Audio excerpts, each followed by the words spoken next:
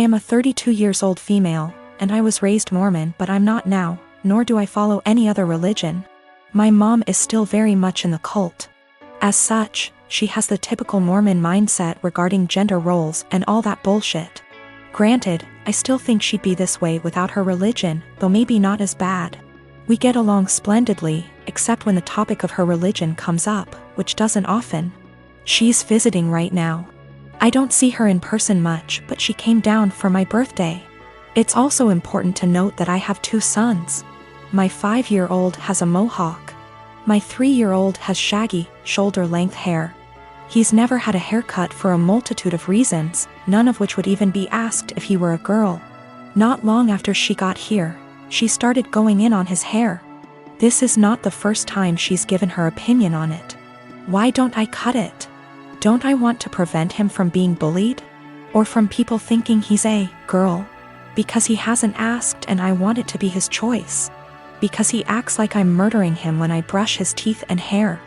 Because he also flails around like he's having an exorcism, so imagine that with a pair of scissors.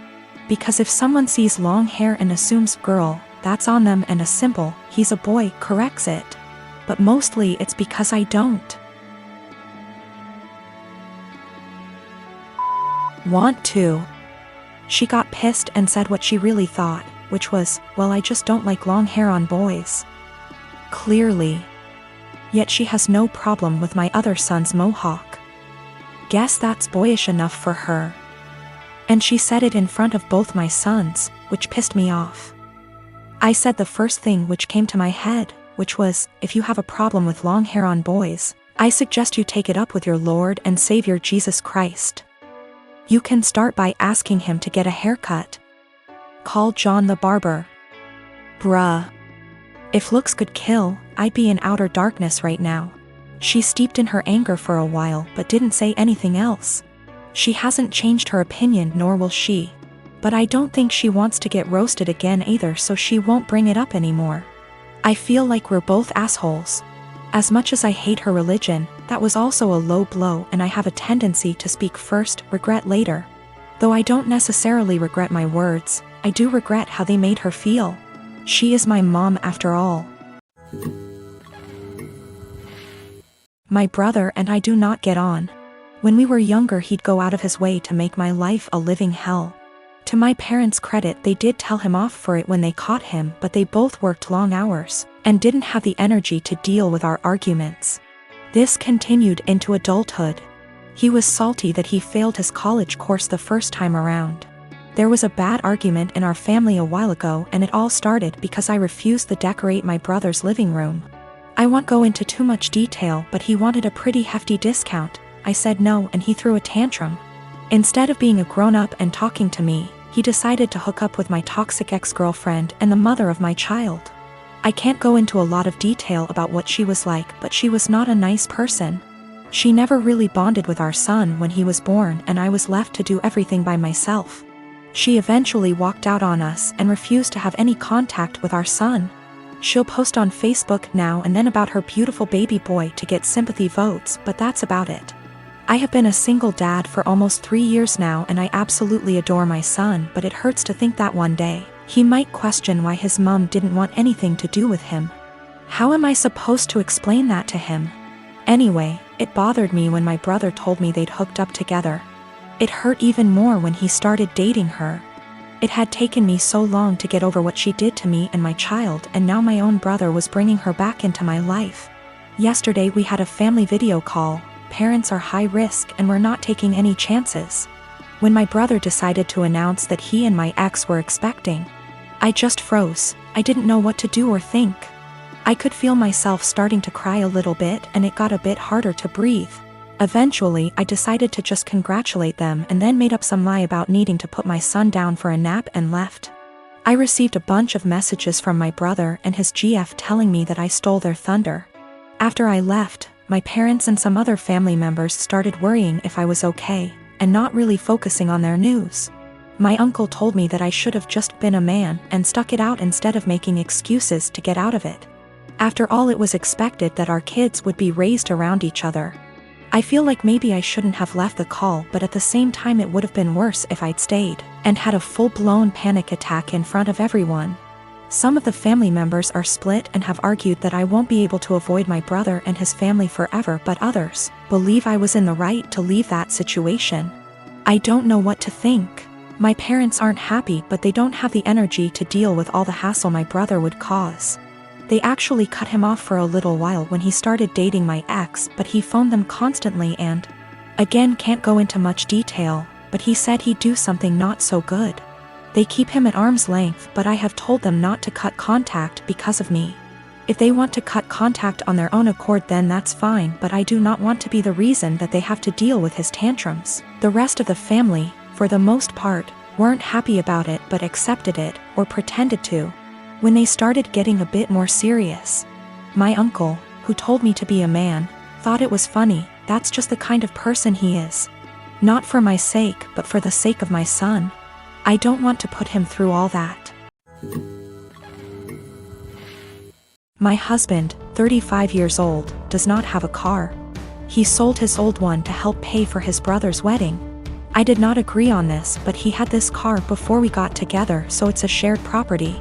Besides that, I have my own car, so that did not affect me till my husband started complaining about having to commute to work and hang out places.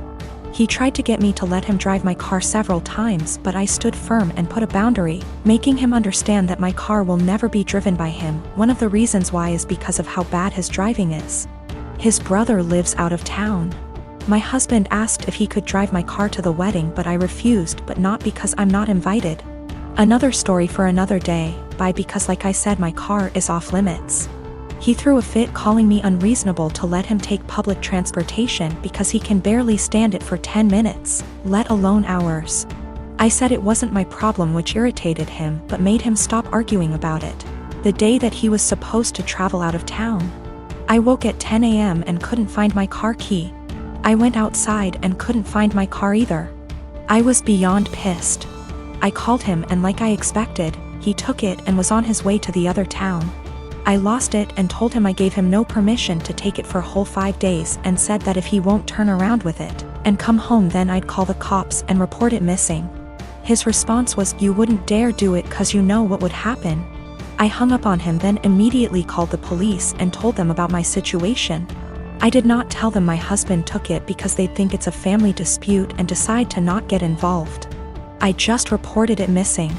2 hours later, I got a call from my husband saying he was back in town and was being held at our local police station. I went to the station and talked to the cops. My husband made a scene there, swearing over and over that I gave him permission to take it, and said I was acting out of jealousy and spite because he was going to attend a wedding that I was not invited to. I took my car and went home, but he had to stay a little longer. He came home in the evening and went on a rage fit about how I created an awful situation and almost caused him to miss his brother's wedding. He called me vindictive, bitter, and a lunatic to call the police on him and try to accuse him of stealing my car. He had to leave the same day to be able to be there with his family and decided to extend his stay, and he still hasn't gotten back yet. Right now his mom and brother are blasting me for what happened and calling me spiteful. I have this vegan coworker, we'll call her Vegan, who is very active on FB and in the office about being vegan and how cruel farming is and everything. Each to their own. I don't necessarily disagree with her views on animal cruelty, but here's the thing, I'm a hunter. Not a trophy hunter, but I do shoot feral pigs, rabbits, ducks, introduced, classified game ducks, and foxes, and I fish too. All except for the fish are classified as pests. Foxes especially kill native wildlife and farm animals, and farmers will often put you up on their property for free to hunt them. I have passed tests here, especially for identification of game ducks versus protected species, and practice ethical hunting. I.e. allow the animal to have a fair chase, no dogs or tracking devices. Practicing marksmanship and dispatching prey swiftly and humanely and not wasting the meat. None of that is obviously good enough for Vegan. When she first came onto the team and told everyone she was vegan, I kept my mouth shut about my hunting. I also think she's really intolerant because she preaches to people about how going vegan will help with their various ailments, and always turns up her nose at people heating up meat in microwave. As a result, We've kind of consciously started excluding her when we get up for lunch. However, last year I started going hunting more regularly with a work friend from another department, whose uncle owns a farm where feral pigs and like are an issue, and he often swings by to have a chat about guns and bows and our next trip. And she found out I was a hunter. This isn't even at our desks, it's in the kitchen area that has tables and stuff, and we sometimes eat our lunches together. Ever since then, every conversation I've had with her, she's referred to hunting and how cruel it is. One time, I wore a leather pencil skirt to work and she had a go at me for wearing animal products. She seems to have singled me because of the fact that I go hunting. My boss has no spine. I've tried talking to him about this, but she just intimidates him and makes it seem like she's been persecuted, and he's backed down from that.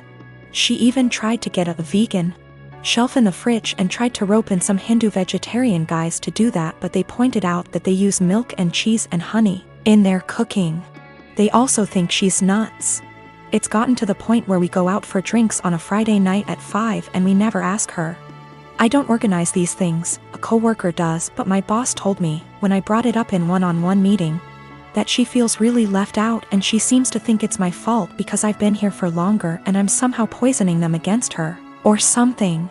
I have since been conscious of this. If anyone starts conversation about vegan, I just say I don't talk to her unless it's work-related, and she's more than adequate at her job.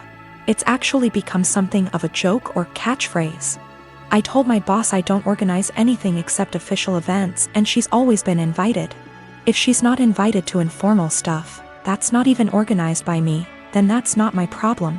The coworker that doesn't invite her, she managed to piss him off because he's eaten guinea pig. He's from Peru. And she asked him if he'd eaten any of his other pets. For the record, he never ate a guinea pig that was a pet. It's something they eat in Peru. Whenever she brings up hunting or anything, I just point blank ask her there was anything work-related that she wanted to talk about, and if there wasn't, I would start talking to someone else or just walk off. I have asked her multiple times to keep conversations work-related. I never start a conversation with her at all. Most of the time, she pounces when I'm in the kitchen making tea, getting water, or just stretching my legs. One time last week, a group of us were talking and she got up to join the discussion. A horrible silence fell over the group to the point where I just excused myself and went to my desk, and so did a few others. It all came to a head in our team meeting today when our boss, usually at the ends, asks if there's any positive news or celebrations outside of work people want to share, like engagements, marathons, charity appeals, etc., and vegan sarcastically asked me how many lives I'd taken last weekend. I got annoyed and said her constant badgering me about my hobbies and choice to eat meat was discriminatory and bothersome, and that unless it was work-related, she was not to engage me in conversation otherwise, and told our scribe to put that in the meeting minutes. She seemed a bit shocked by that, and my boss looked uncomfortable but said fair enough. I thought that was the end of that, but right before our boss went to close the meeting, 2 other coworkers also put their hands up and asked vegan to only engage them in work-related discussions, and that they were also uncomfortable being given non-medical health advice pertaining to their choice to consume meat and their diets. Again, boss looked uncomfortable but asked vegan to respect their wishes and closed the meeting. Vegan didn't look anyone in the eye after that but headed straight to the bathroom. My boss was trying to get one of the coworkers to see if she was okay, and I think one of them eventually checked up on her, but she was in a cubicle and asked to be left alone. She eventually came out and asked my boss to leave early, which she did. I feel awful now. She embarrassed me in front of my team with the lives taken comment, so I pushed back, but I am caught between not wanting her to miserable and not wanting anything to do with her at all. A few of my coworkers and I ended up in a proactive conference call after this with HR, who basically said that always been subjected to unwanted advice and jabs about eating meat was not okay, but some mediation was in order to ensure cut the tension in the workplace. The HR rep then called my boss, who explained what happened in the team meeting and complaints that we'd made one-on-one, etc., but then he went into a meeting room and didn't hear the rest of discussion. I don't know what to do, assuming she comes into work tomorrow, or if I should even talk to her at all.